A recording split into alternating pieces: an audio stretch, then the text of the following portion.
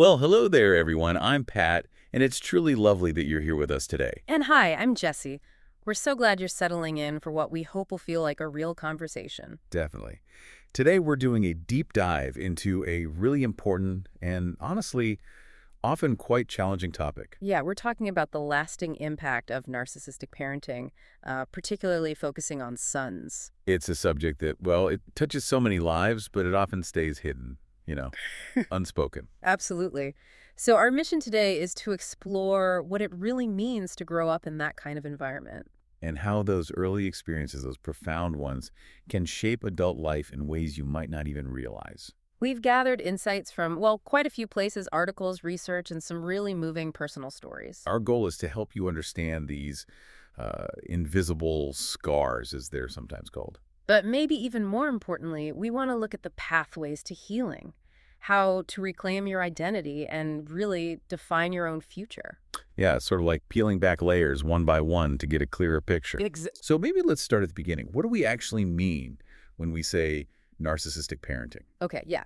At its core, it's about a parent who is fundamentally self-centered, really focused on themselves. Characterized by things like grandiosity That's a big one. Grandiosity, a real lack of empathy, that's key. And this almost insatiable need for admiration. and how they view their children is crucial here, right? Absolutely. It's often not as separate individuals with their own needs, but more like extensions of themselves. Existing to serve the parents' needs, basically. Enhance their image. Pretty much, yeah. And this is where it gets really different from, say, strict but fair parenting. People sometimes confuse the two. Right. How is it different? Because that's a really important distinction. It is. The core difference, and it's vital, is the intent. Strict parents, they're usually acting out of love, protection. They want their kid to succeed, even if they're tough. Exactly. They might have consistent rules. Maybe they're open to some discussion. The goal is growth.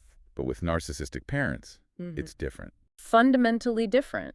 The motivation isn't nurturing. The rules, the punishments, they're often tools. Tools for what? Tools to control, sometimes subtly, sometimes overtly, to abuse and to keep their children kind of enmeshed with their own lives. So it actually hinders the child's independence? Yeah, it often hinders their independent development, maybe not even consciously, but that's the effect.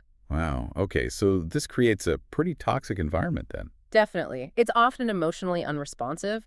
Our sources show that these caregivers are often, well, incapable of giving that consistent, unconditional emotional support. The kind kids really need to thrive. Exactly. And validation. Forget about it, usually. Or if praise does come. It's conditional. Totally conditional. It's only there if the child's performance lines up with the parent's agenda, like makes the parent look good. Brings them accolades or attention or something. Right. And this just stifles the kid's own expression. How so?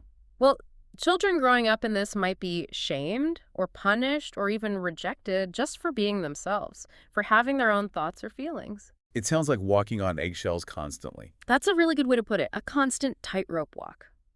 So what does that do to a child long term? This constant tightrope walking, this emotional deprivation. Yeah, this is where the impact gets really profound.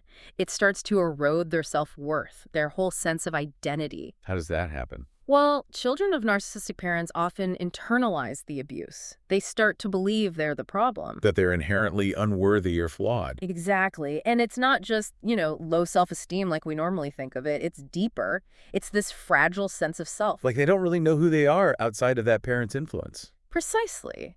And these persistent feelings of inadequacy, it often becomes this nagging inner voice. The you're not good enough voice. That's the one, constantly whispering. It makes healing so much about finding a self they maybe never even got to know. Yeah, I remember reading this poignant example from a Reddit user. They shared how they were so hesitant to blame their father, only to realize, much later, that the self-blame itself was a symptom of the abuse. Wow. That just shows how deep these patterns run, doesn't it? It really does. And this kind of unpredictable upbringing, it must set the stage for other issues later on. Oh, absolutely, especially things like anxiety, depression, and emotional dysregulation. Because the home environment feels unsafe. Ah. with those overreactions and outbursts. Exactly. It's like living with constant emotional whiplash, This really contributes to long-term struggles, chronic anxiety, depression. And complex PTSD, if I've heard that term, CPTSD. Yes, CPTSD. It comes from that prolonged, repeated trauma, especially in childhood.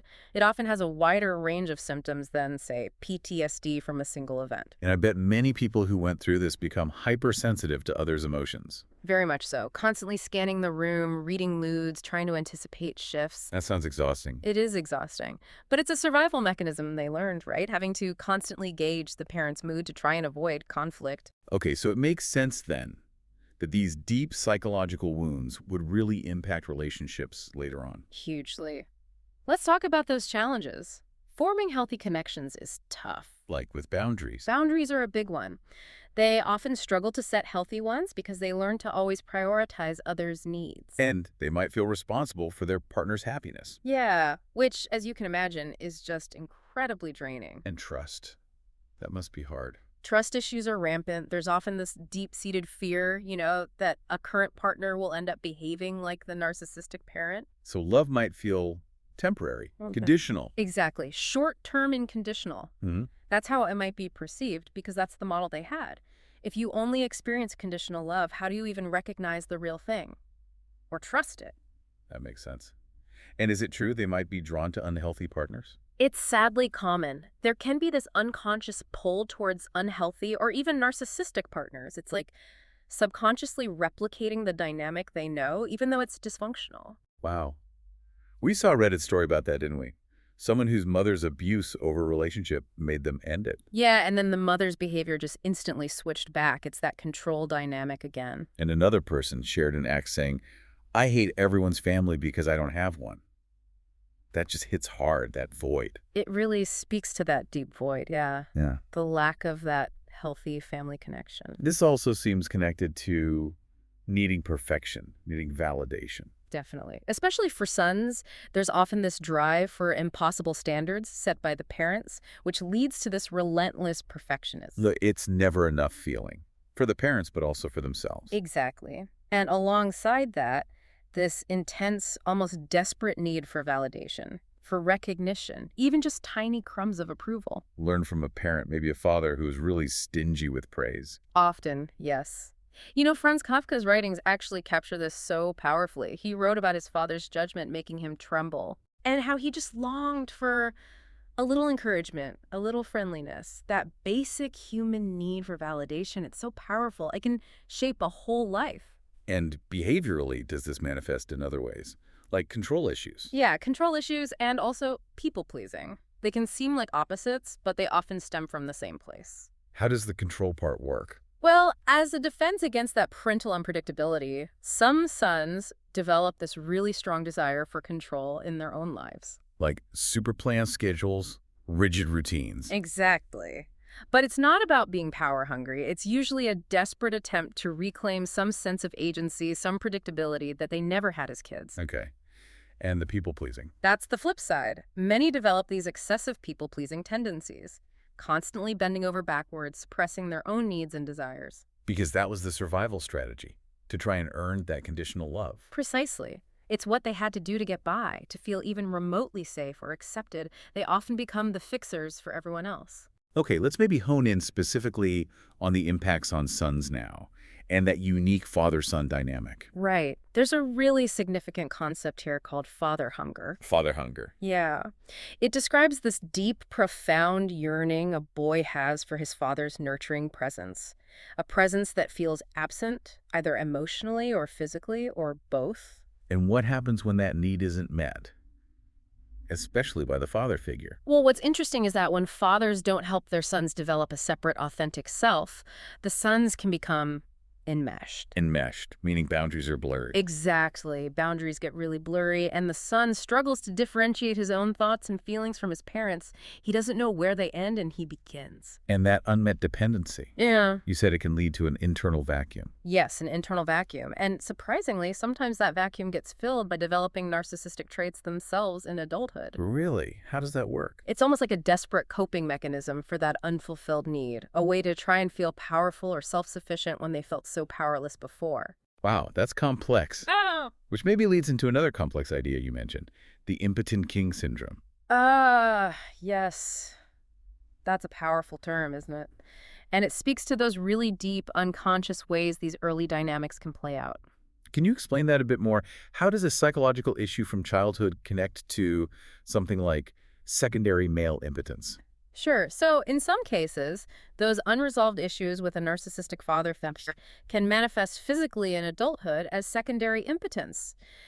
It's not just physical, though. It's tied to something deeper psychologically. Exactly. The theory suggests it's linked to an unconscious desire to stay in this kind of regressive, almost sexually immature state. Why would someone want that? It's unconscious, remember. But he might be projecting unresolved anger, maybe towards his mother, onto his female partners, blaming them for his inability to perform. And deep down, there might be this secret, hidden desire to recapture the powerlessness he felt growing up. Because that's the familiar state, even though it was painful. Exactly. It's a known, albeit painful, territory. It's incredibly complex stuff, really digging into psychodynamic. These impacts are just so deep. And the personal stories really drive it home. They really do. We heard from that Reddit user, the Steven 1991. Right, his account of his father was just raw. Verbally, emotionally, even physically abusive. Using his son's dyslexia against him, calling him special ed boy, mocking his hobbies. And those completely unrealistic academic expectations, threatening to disown him for not going to university. And calling him a worthless failure when he dropped out. It's just brutal emotional violence. And then there was Matt at UVA, whose father was always the hero of his own story. Yeah, never showing real interest in his son's actual life, just making everything about himself. Leading the son to feel worthless, unloved, rejected. These stories just highlight that profound, lifelong damage. Damage from a parent consistently failing to truly see their child, to nurture them. So, okay, given all this heaviness, what about healing? What are the pathways forward? That's the crucial part, and the first step, often the hardest, is acceptance and detaching from blame. Really internalizing that the abuse was not your fault. Absolutely vital. Children are never responsible for their parents' abusive actions, period. And accepting the reality. Grieving the childhood you didn't get. That sounds hard, too. It is hard. Accepting what happened, letting go of the hope that the parent will suddenly change.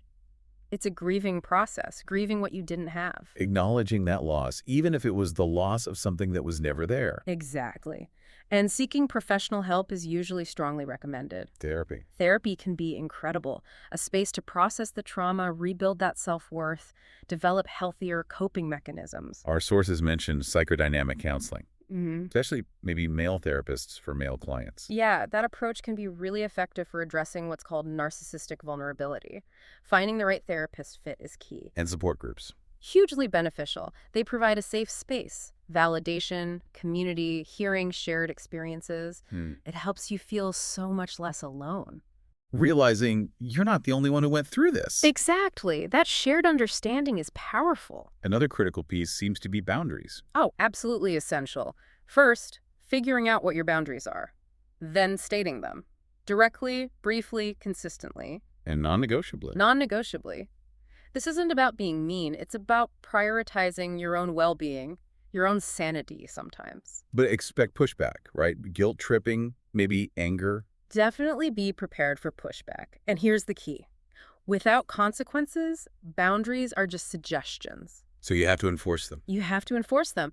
Things like limiting contact, ending conversations when boundaries are crossed. It's not punishment, it's self-protection. And sometimes Mhm. that might mean low contact or even no contact. Sometimes, yes. If boundaries are constantly violated and your mental health is really suffering, establishing low or no contact might be the healthiest choice you can make for yourself. Okay, so acceptance, therapy, support, boundaries. Yeah.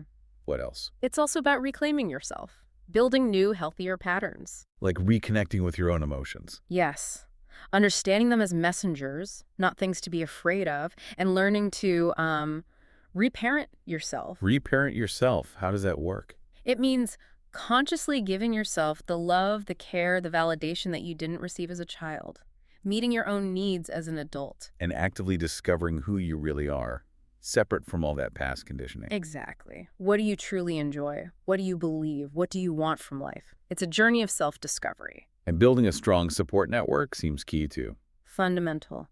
genuine relationships, what some people call a chosen family, people who truly see you and support you. And by doing all this work, you're breaking the cycle. Right. You are actively breaking the cycle of abuse, preventing that unconscious transmission of negative patterns to maybe your own kids or future generations. That's powerful.